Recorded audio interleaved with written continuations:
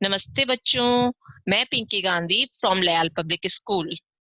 कैसे हैं आप सब? आशा करती हूँ कि आप सब घर पर होंगे, सुरक्षित होंगे और बहुत अच्छे से रहते हुए अपनी पढ़ाई को कंप्लीट कर रहे होंगे, है ना? आज हम करेंगे पाठ 1 भाषा, जो कि किसका है? हिंदी सेकंड का। उसके हम कॉपी पार्ट को करेंगे। कॉपी पार्ट को स्टार्ट करने से पहले मैं आपको फिर से एक बार इसका दोहरान कार्य करवा देती हूँ, ताकि आपको इसके प्रश्न उत्तर सब कुछ बहुत अच्छे से समझ में आए और आप खुद इसका उत्तर आसानी से दे सकें। देखते हैं सबसे पहले परिभाषा। कल हमने परिभाषा की थी, कुछ समझ में आया होगा आपको। आज मैं थोड़ा सा और अच्छे से बताती हूँ आपको।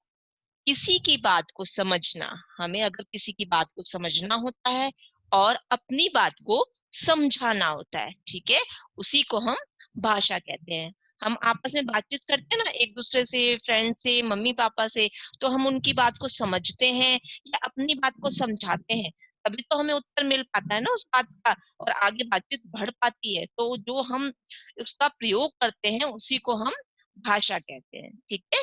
आगे देखते हैं भाषा के रूप। कितने रूप बताए थे मैंने कल आपको? भाषा के 2 ही रूप होते हैं, मौखिक रूप और लिखित रूप। मौखिक इस तरह का रूप होता है, अगर हम अपनी बात को बोलकर किसी को बताते हैं, समझाते हैं या समझते हैं और उसकी बात सुनते हैं, तो वो क्या हो गया? मौखिक रूप हो गया, कि हमने मुंह से बोला और उसने कानों से सुन लिया। ये हो गया भाषा का मौखिक रूप।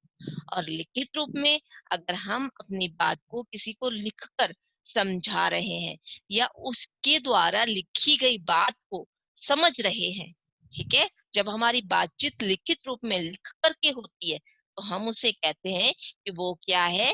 भाषा का लिखित रूप है। क्लियर है ना? कोई कंफ्यूजन नहीं है। मौखिक रूप जब हम बोलकर बात को समझते हैं या समझाते हैं, लिखित रूप जब हम बात को लिख करके समझाते हैं या दूसरों की बात लिखी हुई समझते हैं। जैसे इसके अंदर हमें पाठ में बता रखा था पत्र का उदाहरण, कि वो एक लड़की थी जो क्या कर रही थी, वो अपनी मम्मी को पत्र लिख कर अपने मन की भावनाओं को बता रही थी। तो यहाँ पत्र लिखने से अपनी बात को समझाया जा रहा है, तो वो क्या हो गया? लिखित रूप हो गया। अब हम करते हैं इसके कॉपी पार्ट। प्रश्न 1 दे रखा है, भाषा किसे कहते हैं? फिर से हमें यहाँ पर परिभाषा ही बतानी है। क्लियर थी ना आप सबको? अच्छी तरह लिख पाओगे और अच्छे से याद भी हो जाएगी, है ना? चलो पढ़ते हैं। किसी की बात को समझना और अपनी बात को समझाना ही भाषा कहलाता है, ठीक है। अगर हम किसी की बात को समझ रहे हैं या फिर अपनी बात समझाने की कोशिश कर रहे हैं, तो वो जो हमारी आपस की बातचीत में हम जिन शब्दों का प्रयोग करते हैं, तो वो क्या कहलाती है? वो भाषा कहलाती है। क्योंकि हम आपस में बातचीत करेंगे तो एक दूसरे को जो बात समझा रहे हैं या किसी की बात समझ रहे हैं, तो वो सब क्या है? भाषा है, ठीक है। आगे दे रखा है हमें प्रश्न 2, भाषा के कितने रूप होते हैं? उनके यहाँ पे सिर्फ नाम लिखने हैं, ठीक है। उन्हें आगे एक्सप्लेन नहीं करना कि किसे कहते हैं पत्र लिखने को या आपस की बातचीत को, ऐसा सब कुछ नहीं बताना, सिर्फ बताना है कितने रूप होते हैं और उनके नाम लिखिए। उत्तर है, भाषा के 2 रूप होते हैं। कितने रूप होते हैं? 2। पहला है मौखिक रूप, दूसरा है लिखित रूप। क्या है पहला? मौखिक भाषा, दूसरा है लिखित भाषा, ठीक है। भाषा के 2 रूप हो गए, मौखिक भाषा और लिखित भाषा। प्रश्न 3 हमें दे रखा है, हमारी राजभाषा कौन सी है? हमने पाठ में पढ़ा था, हमारी राजभाषा हिंदी है। कौन सी है? हिंदी है। हम इतना ध्यान रखेंगे, हर प्रश्न के आगे हम प्रश्नवाचक लगाएंगे और हर उत्तर के आगे हम खड़ी पाई यानी कि पूर्ण विराम का चिन्ह लगाएंगे, ठीक है। आगे हम करेंगे प्रश्न 4, खाली स्थान भरिए। खाली स्थान में क्या करेंगे कि एक लाइन दे रखी है, उसमें एक खाली जगह दे रखी है, ठीक है, वहां पर हम एक शब्द से उस लाइन को पूरा करेंगे। 1 नंबर है, मनुष्य भाषा के बिना पशु के समान है।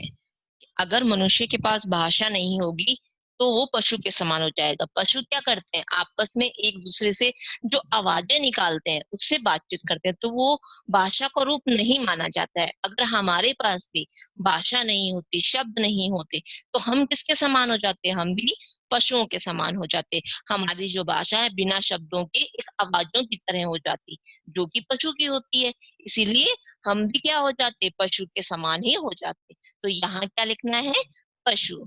क्या था 1 नंबर, मनुष्य भाषा के बिना डैश के समान है, किसके समान है, पशु के समान है। 2 नंबर पे है, अपने विचारों को एक दूसरे तक पहुंचाने का साधन क्या कहलाता है, क्या कहलाता है, भाषा कहलाता है। ठीक है, क्या लिखेंगे यहाँ पे, भाषा। आगे है 3 नंबर पे, भाषा के डैश रूप होते हैं, कितने रूप हैं, 2 रूप होते हैं। यहाँ पे हम लिखेंगे 2, भाषा के 2 रूप होते हैं। आगे रखा है हमें 4 नंबर पे, माँ और परिवार द्वारा सीखी जाने वाली भाषा क्या कहलाती है, मातृभाषा कहलाती है।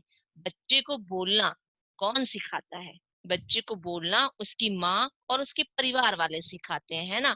तो जो शब्द वो सिखाते हैं, जैसे बोलना वो सिखाते हैं, तो वो क्या कहलाती है, वो कहलाती है हमारी मातृभाषा। क्या कहलाती है, मातृभाषा। ये हो गया बच्चों हमारा पार्ट 1 का कॉपी पार्ट, जो हमने भाषा को और उसके रूपों को समझा था। मैं आशा करती हूँ कि आपको ये पार्ट बहुत अच्छे से समझ में आ गया होगा। अगर फिर भी कोई डाउट हो तो आप पूछ सकते हैं। और बहुत से बच्चों ने इस काम को अपनी कॉपी में नोट डाउन भी कर लिया है, लेकिन कुछ एक बच्चे ऐसे भी हैं जिन्होंने इस वर्क को अभी तक नहीं किया है। तो मैं प्लीज आपसे रिक्वेस्ट कर रही हूँ कि आप इस काम को अपनी कॉपी में नीट एंड क्लीन कंप्लीट करते हुए अपने सब्जेक्टिव टीचर के पास, जो आपके व्हाट्सएप पे नंबर आता है, उस पर सेंड करें। धन्यवाद।